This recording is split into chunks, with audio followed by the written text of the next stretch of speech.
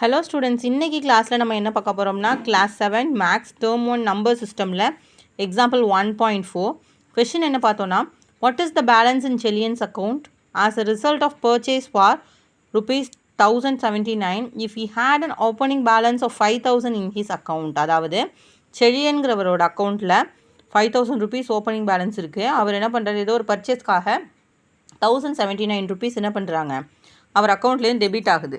So அவர்கிட்ட balance amount எவ்வளோ இருக்கும் அப்படிங்கிறது தான் கேட்டிருக்காங்க. ஸோ ஃபஸ்ட்டு பார்த்தோம்னா opening balance is equal to 5000. So debit amount is equal to 1079. So balance amount வந்து இந்த 5000லேருந்து 1079 மைனஸ் பண்ணனா நமக்கு கிடச்சிரும். ஸோ 5000லேருந்து 1079 நம்ம மைனஸ் பண்ண போகிறோம். ஸோ எல்லாமே லோயர் நம்பருங்கிறதுனால இங்கே நம்ம ஒரு நம்பர் பாரோ பண்ண போகிறோம். ஸோ அப்போது 10 ஆகுது. 10ல் 9 போயிடுச்சுன்னா 1. ஸோ இங்கே 9 இருக்கும். 9ல் 7 போயிடுச்சுன்னா 2.